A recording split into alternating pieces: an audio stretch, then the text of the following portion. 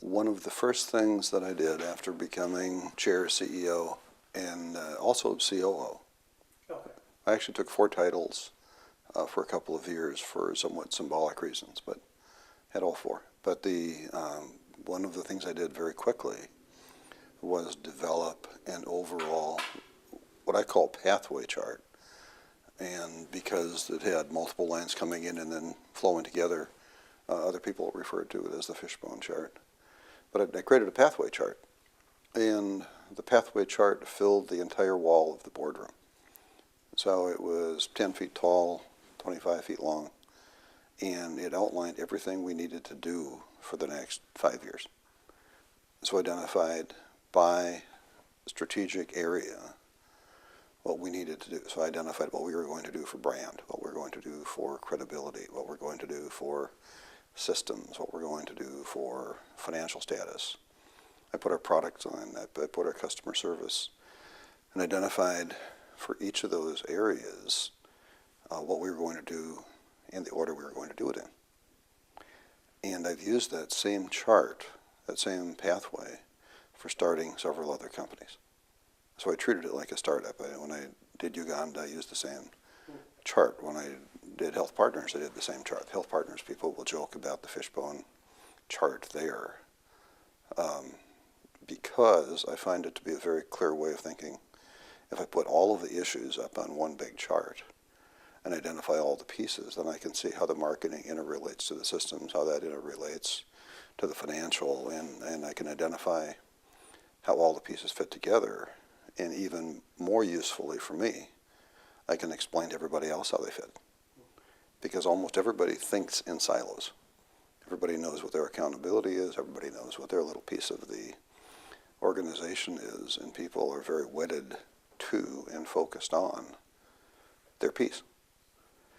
And what I do by putting everything on a big pathway chart is show people that what we're doing in marketing actually relates to what we're doing in sales, relates to what we're doing actuarially, relates to what we're doing positionally.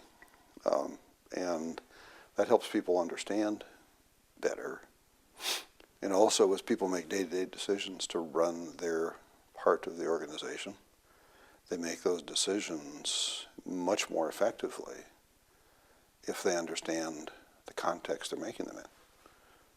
So it's a very complete chart. I mean, you can run a company from this chart and identify the fact that we can't do new products until we have new insurance claim systems in place, and that we can't do the new products until we have the regulators change the standards that we are regulated by for products, etc.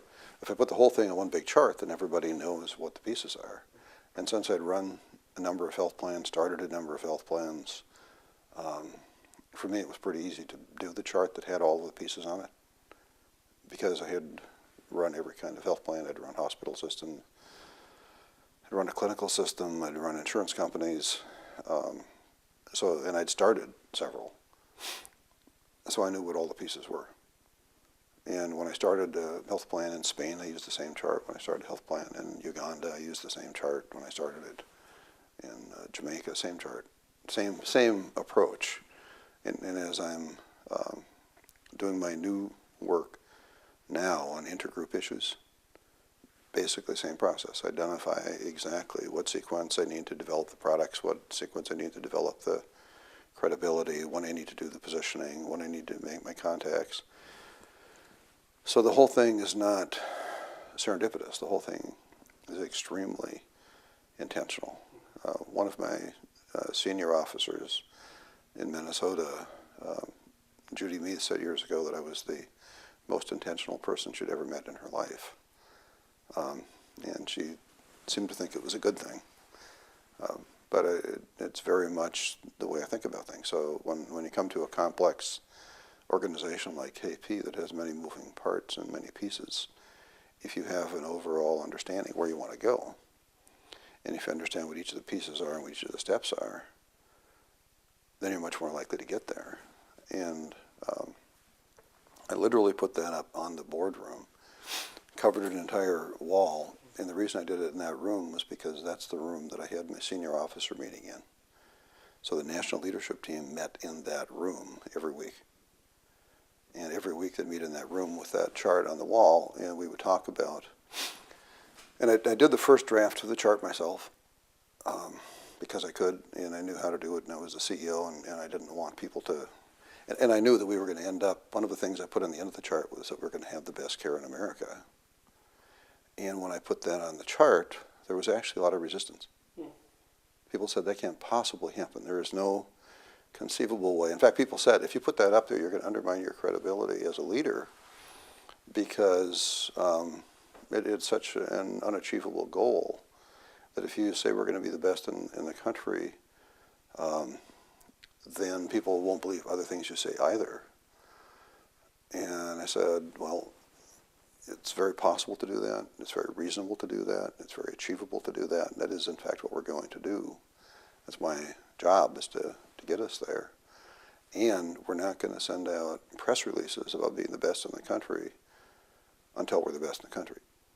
And internally, one of the other advantages of setting the thing up year by year is that internally I can identify very clearly year one, if we're going to get to this end goal, here's the things we have to have year one.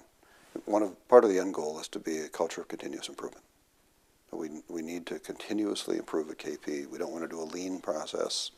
People do the lean process, streamline existing processes. People who do continuous improvement, the Deming sort of approach, basically re-engineer the entire process of anything you're involved in. And I've been an advocate and a zealot of continuous improvement for a very long time. I preach it in my books, I talk about it, but I use it as a continuous model.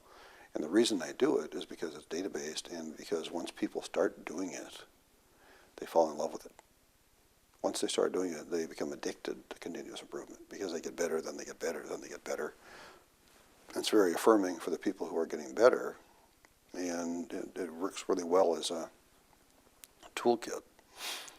So I said we're going to do continuous improvement in the end, but we can't do continuous improvement in the end until we have data up front. We can't have data until we have trust. We can't have data until we have systems. So we have to put these pieces in year one in order to have this progress for year two, and then we have to have that so we have year three. So I actually showed in a 5-year plan, I said at this point we're going to do sepsis, and it's going to be 4 years out.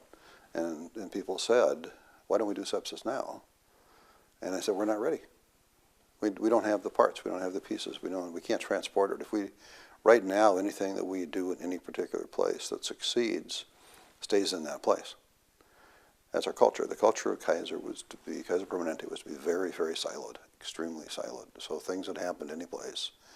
Don Berwick used to make a joke. He'd say that when you wanted to discover the best thing happening anywhere in the world in healthcare, you could find it at Kaiser Permanente, but you would only find it at one place, at Kaiser Permanente, and the rest of KP would refuse to use it.